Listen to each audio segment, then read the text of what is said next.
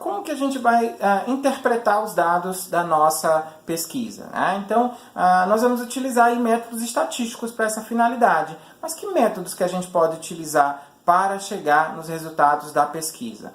Então, os métodos mais utilizados, né, são métodos que envolvem algumas fórmulas estatísticas mais simples, né, para pesquisas do tipo monografia e artigo, e algumas mais elaboradas, né, quando se trata de uma tese ou você quer provar algo aí muito mais, né, é uma pesquisa muito mais profunda, aí utilizam-se outros métodos estatísticos. Mas aqui nós vamos falar de uma estatística mais básica, que é essa que você utiliza no dia a dia, que seriam aí a porcentagem, média, né, desvios, tá?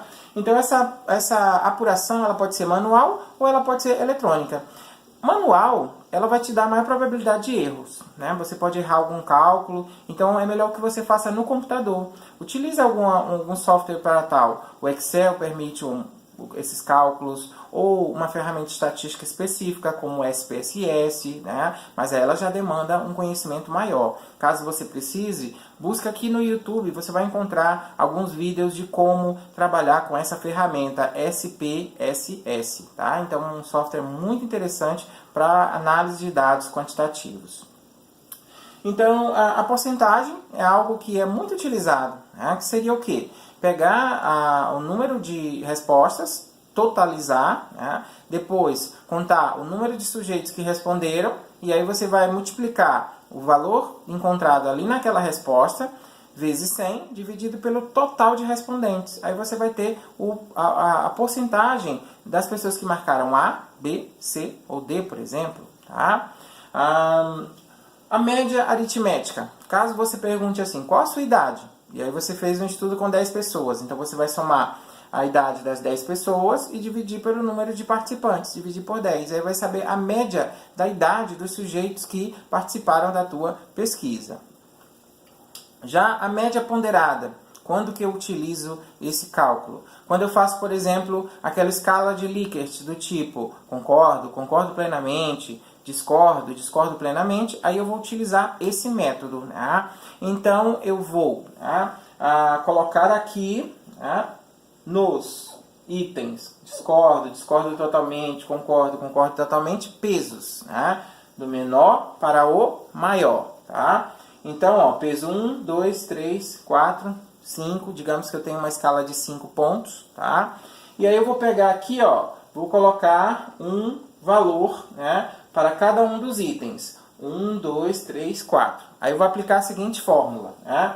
1 vezes P1, ou seja, quem é P1? É que 23 pessoas marcaram discordo totalmente para essa afirmativa, né? Então, 1 vezes P1 mais 2, né, que eu não coloquei 2 aqui, vezes P2, P2 é 0, né, mais 3 vezes P3, P3 é 3, mais 4 vezes P4, P4 por acaso aqui foi 4. Né? E aí eu vou aplicando essa fórmula e aí eu vou descobrir, ó, né, eu vou descobrir o resultado. Esse resultado eu vou dividir, né, pelo número aí de P para encontrar a minha média ponderada. Caso você tenha dificuldade, também pode procurar aqui no YouTube alguns vídeos sobre cálculo de média ponderada. E aí ele vai mostrar graficamente, passo a passo, como fazer isso. Mas é muito importante que se aprenda para calcular, né, questões desse tipo, né, onde eu tenha discordâncias e concordâncias. Então, não calculo aqui com estatística.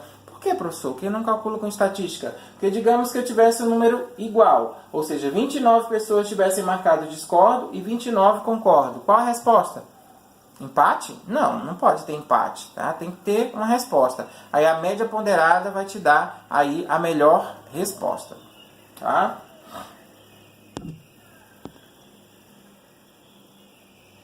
Então, após a apuração desses dados, é importante que a gente demonstre eles de alguma maneira, quer seja através de um gráfico, quer seja através de uma tabela. Então, os gráficos são muito utilizados aí na exposição dos resultados. E um dos gráficos muito utilizados é justamente esse aqui, é o gráfico chamado pizza ou queijo. Ele é muito utilizado, porém ele não é muito recomendado. Por que que não? Porque quando eu tenho muitas variáveis, esse tipo de gráfico, ele fica complicado tanto para quem está assistindo, como para você que está apresentando. Então imagina que você tivesse 5 variáveis para apresentar aí nesse gráfico. Como que seria? Complicado.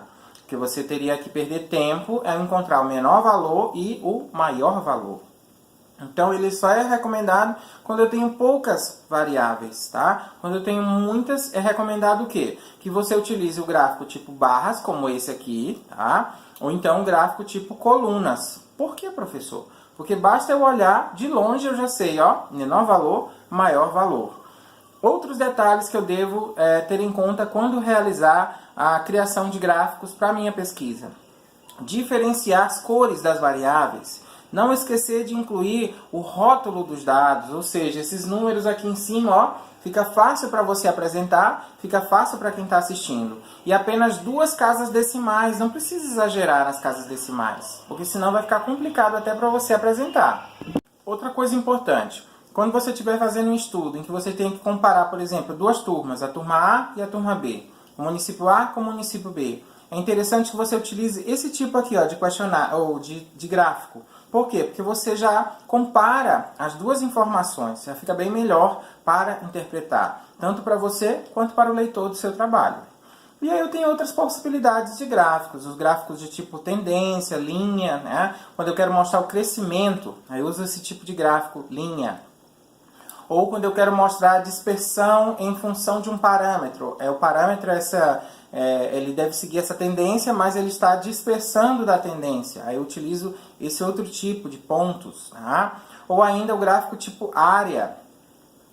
Ou quando eu tenho muitas variáveis, o ideal é utilizar uma tabela. Em vez de utilizar o gráfico, eu uso a tabela. Lembrando que a tabela tem aí algumas regras, tá? Tanto a direita quanto a esquerda devem ser abertas, como está aqui ó, na figura. Abertas, tá? A primeira coluna, né? Do menor para o maior, ou do maior para o menor, frequência e porcentagem, para que a gente possa compreender melhor.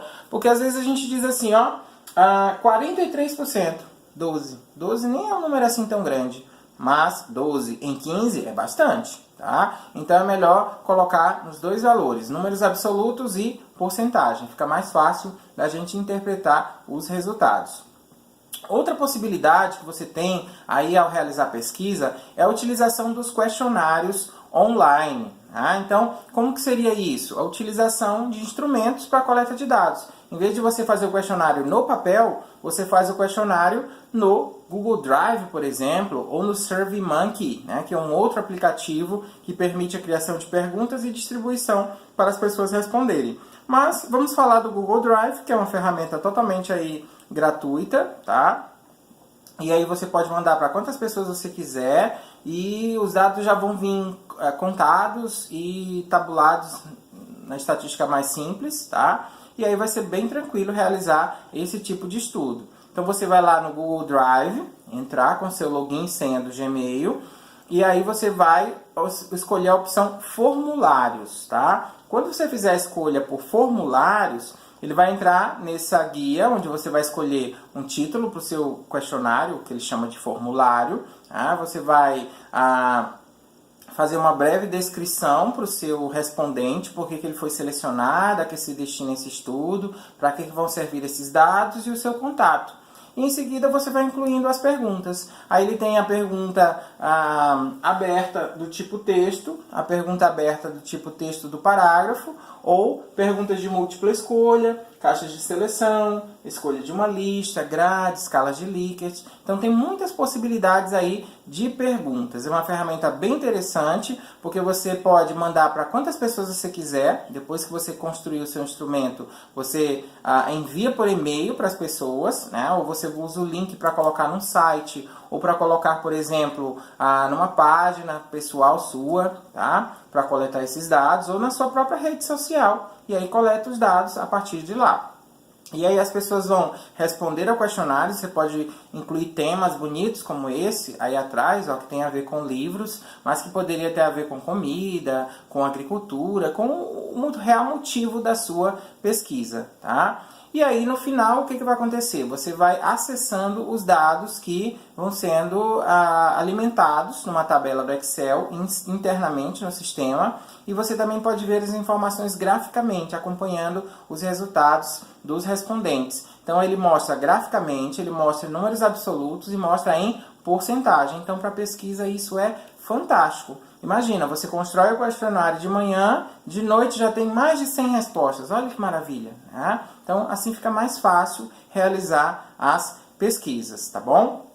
Então, pessoal, essas são algumas dicas aí de estatística que a gente trabalhou aqui no módulo de Ciente Pesquisador, para que vocês possam tabular os dados das pesquisas realizadas por vocês. Então, caso aí vocês venham a realizar um artigo científico, uma monografia, já sabem aí algumas dicas relativamente ao instrumento, né, como que deve proceder a criação do questionário e como que deve tabular. E por que é importante aprender estatística, para que a gente possa aí encontrar as respostas, né, e que a gente possa tomar decisões a partir das respostas encontradas na nossa pesquisa. Obrigado e até o nosso próximo módulo.